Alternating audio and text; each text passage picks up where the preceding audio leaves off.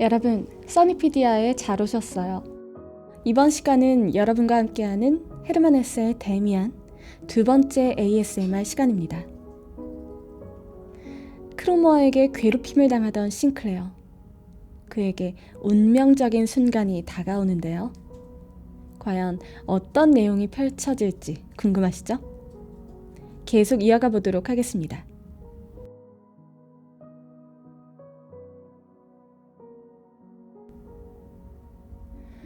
데미안. 그에게 다가온 새로운 존재. 싱클레어의 영혼이란 우물에 작은 돌이 던져진 것입니다.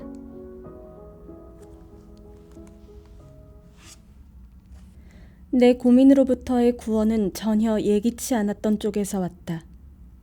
동시에 지금까지도 나에게 영향을 미치고 있는 새로운 무엇인가가 내 인생에 들어왔다. 우리 라틴어 학교에 그 무렵 전입생이 한 명 들어왔다. 그는 우리 도시에 이사온 어느 부유한 미망인의 아들이었는데 옷소매에 상장을 두르고 있었다. 그는 나보다 한 해 윗반에 다녔고 나이도 몇 살 더 많았다. 그러나 모든 사람들의 경우와 마찬가지로 머지않아 나 또한 그에게 주목하게 되었다. 이 묘한 학생은 외양보다 훨씬 더 나이가 들어 보였으며 누구에게도 소년의 인상을 주진 않았다. 우리 어린 소년들 사이에서 그는 어른처럼 혹은 신사처럼 색다르고 능숙하게 행동했는데 호감을 사진 못했다. 그는 놀이에 끼지도 않았고 더욱이 싸움에는 일절 가담하지 않았다. 다만 선생님에게 맞서는 그의 늠름하고 단호한 음성만은 다른 아이들의 마음을 끌었다. 그의 이름은 막스 데미안이었다. 싱클레어는 데미안에게 묘한 끌림을 느끼며 조금씩 그와 가까워집니다. 여러분, 그런 경험 있으신가요? 피하려고 해도 자꾸만 생각나고 또 자꾸만 부딪히고 마주치게 되는 묘한 인연. 영화나 드라마에서만 존재할 것 같은 그런 우연적이고 한편으론 필연적인 관계. 싱클레어에게는 데미안이 바로 그런 존재였습니다. 그리고 정말 신기하게도 데미안과 친해질수록 벌어지는 놀라운 일들. 자기를 죽도록 괴롭히던 크로머가 자아에 대한 고민에 빠질 정도로 집착적으로 괴롭히던 그 크로머가 갑자기 싱클레어를 보면 무서워서 피하기 시작한 거죠. 과연 이 모든 게 다 데미안 때문일까? 혹시 다른 어떤 일이 생긴 걸까? 과연 싱클레어의 주변엔 무슨 일이 일어나고 있는 걸까요? 우리 집 앞에서 들리던 크로머의 휘파람 소리는 하루가 지나고 이틀, 사흘, 일주일이 지나도록 들리지 않았다. 나는 도저히 그 사실을 믿을 수 없었다. 그래서 그가 전혀 예기치 않고 있을 때 돌연히 다시 나타나진 않을까 내심 긴장하고 있었다. 그러나 그는 나타나지 않았다. 새로운 자유에 대하여 나는 여전히 믿을 수가 없었다. 그것은 마침내 내가 프란츠 크로머와 맞닥뜨릴 때까지 그러했다. 그는 자일러 골목에서 똑바로 나를 향해 걸어내려오고 있었다. 그런데 나를 보자 그는 흠칫하고 거칠게 얼굴을 찌푸리고는 나를 피해 그대로 되돌아서 버렸다. 그것은 일찍이 본 적이 없는 순간이었다. 나의 원수가 내 앞에서 달아나다니. 나의 마귀가 내 앞에서 겁을 집어먹다니. 대체 데미안은 크로모에게 무슨 짓을 한 걸까요? 신비스럽고 묘한 소년 데미안은 싱클레어에게 계속해서 충격적인 가르침과 새로운 깨달음을 줍니다. 그동안 싱클레어는 선과 악, 금지된 것과 허용된 것, 사회가 만들어 놓은 도덕과 윤리의 이분법적인 가치관 속에서 벗어나지 못하고 있었습니다. 이 모습을 본 데미안은 이런 생각의 틀에 갇힌 싱클레어의 편견을 산산조각 내줍니다. 싱클레어는 데미안을 통해 새로운 세상의 가치관을 배우게 된 거죠. 이 세상의 모든 기준은 편의를 위해 만들어진 것이고 결코 절대적이지 않다는 것. 그러한 기준들은 철저히 상대적이며 인위적인 구별에 지나지 않는다는 것. 데미안은 각자가 자신에게 금지된 것과 허용된 것을 자기 내부에서 스스로의 힘으로 찾아내는 것이 중요하다고 말합니다. 어떤가요? 여러분에게도 그런 경험이 있나요? 스스로에게 금지된 것을 정하고 그것을 벗어나지 않으려고 노력해 보았다든가, 내가 정해놓은 틀 안에서 즐겁게 뛰어다니며 행복해했던 기억들. 아마 여러분 대부분은 스스로에게 정해놓은 틀을 크게 벗어나지 않으려 할 것입니다.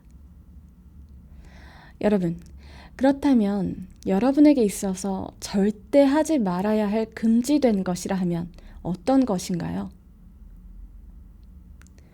일상 속에 깃든 세부적인 습관부터 극히 주관적인 항목까지. 개개인별로 참 다양할 텐데요. 데미안은 그 해답을 싱클레어에게 주고 있습니다. 틀림없이 살인을 하거나 소녀를 능욕해서는 안 되지. 그건 안 되는 일이야. 그러나 너는 아직도 허용된 것과 금지된 것이라고 불리는 것을 깨달을 수 있는 데까진 가지 못했어. 넌 겨우 진리의 한 조각을 감지한 것뿐이야. 다른 조각들이 또 올 거고 그 사실을 잊지 말아야 할 거야. 넌 지금, 그러니까 1년쯤 전부터 내 안에 어떤 충동을 지니고 있었던 거야. 그건 다른 모든 충동보다 더 강하거든. 그래서 금지된 것으로 간과되는 거야. 그와는 반대로 그리스 사람이나 다른 많은 민족들은 이 충동을 일종의 신성으로 삼고 굉장한 축제를 올리면서 그것을 신봉했지. 금지된 것은 그러므로 영원한 것은 아니며 변경될 수도 있단 말이야. 오늘 당장이라도 여자와 함께 신부님한테 가서 결혼을 하면 누구나 여자와 잘 수 있지. 하지만 그렇지 않은 민족도 있어. 오늘날에 있어서도 역시 다르단 말이야. 그러므로 우리 각자는 허용된 것과 금지된 것을, 자기에게 금지된 것을 제 자신의 힘으로 찾아내야 하는 거야. 한 번도 금지된 일을 해보지 않고서도 대악당이 될 수가 있거든. 그리고 마찬가지로 반대의 경우도 있지. 그것은 단지 편의상의 문제일 따름인 거야. 너무나도 안일해서 스스로 생각하고 스스로 자기의 판단자가 되지 못하는 그런 사람은 결국 있는 그대로의 금령에 당장 복종하는 법이지. 그것이 쉽거든. 다른 사람들은 자기의 내부에서 법령을 스스로 느낀단 말이야. 모든 신사나리들이 매일같이 하는 일이 그들에게는 금지돼 있고, 그리고 다른 경우에 있어서는 엄금되어 있는 일이 이들에게는 허용되어 있거든. 사람은 각자 독자적이 되어야 하는 법이야. 자기 자신의 힘으로 찾아내야 하는 거야. 저는 이 구절을 읽는 순간 많은 생각이 들었습니다. 나는 과연 나를 위해 어떤 노력을 해왔는가? 내 스스로의 행복을 위해 어떤 판단을 내려왔는가? 많은 독자들이 데미안을 명작으로 꼽는 이유도 이런 지극히 당연한 문장에서 받는 깊은 울림 때문이 아닐까 싶습니다. 인간은 내가 아닌 외부에서 정한 이분법적 기준에 휘둘리지 말고 스스로 바로 서야 한다는 거죠. 반드시 자기 스스로에 대한 재판관이 되고 자기 자신의 편이 돼야 한다고 말입니다. 스스로 옳고 그름에 대해 또는 하고 싶은 것과 하지 말아야 할 것에 대한 구분이 없는 사람들은 그저 사회에서 정해놓은 이분법적인 기준으로 정해진 금지된 그대로를 따른다고 주장하며 말이죠. 데미안은 선과 악이 공존하는 스스로를 인정하면서 자기 자신을 지켜야 한다고 강조합니다. 선과 악은 어찌 보면 종이 한 장보다도 얇은 경계선을 가지고 있을지도 모르겠습니다. 여러분도 나에게 이런 내면이 있었나? 싶은 적이 한 번쯤은 있으실 텐데요.